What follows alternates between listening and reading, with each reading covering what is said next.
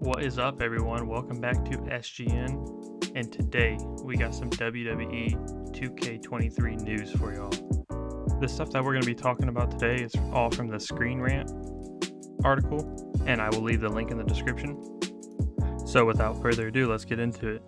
So Dino Zucani had to say this about John Cena being the superstar for Showcase mode this year.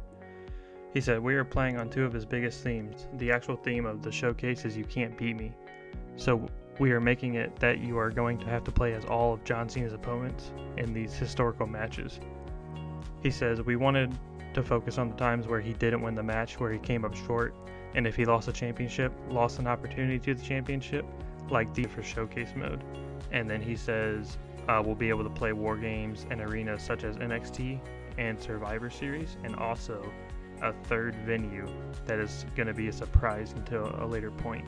In the article, he is quoted saying, "Players will have the option and the ability to customize the rules as they see fit, being able to bring in weapons into this gargantuan, violent structure." Now, let's get into one of my favorite parts. Lionel Jinx says in the article, talking about Universe mode, "With Universe, there's some huge improvements that we have made there to help tell the story and give users even more control than they already have. You can have actions that you want certain superstars to perform before a match, like, okay, I want Bobby Lashley to shake hands with MVP before the match, but at the last second I want him to just punch him." This is going to be huge for storytelling, in my opinion. I feel like as a content creator for 2K23, it's going to be leaps and bounds better than 22. It sounds like we're going to have so much more control over every aspect of our universe. And so after that, he talks about the new fatigue system in the game, and says that the longer the match goes on and the more beating your superstar takes during the match, you'll be able to see that physically as the match goes along, such as the superstar will walk slower, or they'll take a little bit longer to set up certain moves. So this reminds me of the past when in 2K22 and previous games, where you can have like a Money in the Bank or just a normal ladder match, and you'll climb the ladder super fast at the beginning, and then as the match goes on and you take more of a beating, you'll climb the ladder just gradually slower. So it really sounds like they've expanded on the fatigue, and honestly that's huge for me because stuff like that goes a long way into building a story.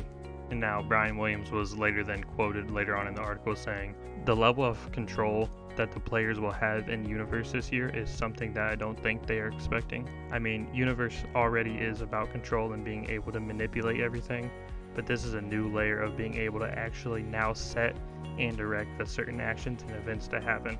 The way they are talking about Universe mode and all the changes they've implemented in the game really excites me, and it better deliver, because honestly, if this doesn't live up to expectations, they'll have a whole angry mob waiting outside of 2K Studios. Now getting into some of the Creation Suite updates. Going into depth about Creation Suite, Lionel Jinx had to say, "The characters that we allowed our community to create just weren't on par with our own superstars. They just took a little they just looked I can't read. a little artificial, and it was one of the biggest mandates that we had in this year's game." And he basically talks about how they wanted the creators and the community to be able to implement characters and update certain like wardrobes for the superstars and make them look updated, and that they can actually look like 2K themselves made the superstars. If what they're saying is true, I can't even imagine what the creators, like what's the status, is going to be able to do with these superstars. I mean, they're literally going to have full control and make them as realistic as possible.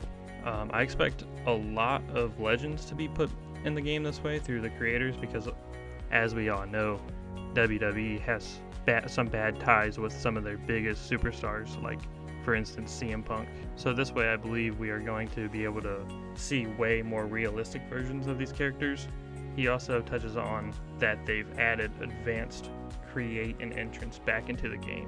So if you really wanted to, you could have The Rock's entrance, and then when he's walking down the ramp, you could change it to John Cena's entrance first. Something that I'm wondering though is, like, are they gonna have this for tag teams, or is it just gonna be single superstars? Because I believe when they had it in past games, they just had it for the single superstars, and I think if they implemented it to where it was for tag teams, I think that would be a huge step forward. So these were just some recent updates. So just let me know what you guys think below, and let me know in the comments what changes you guys are most interested in. For me, it's got to be War Games. Having a new match type is going to be so refreshing, because in years past we're used to getting matches taken away rather than implemented into the game. But as always, guys, hope y'all have a good day, and if you saw what you liked, please hit the like button and the subscribe button. Peace.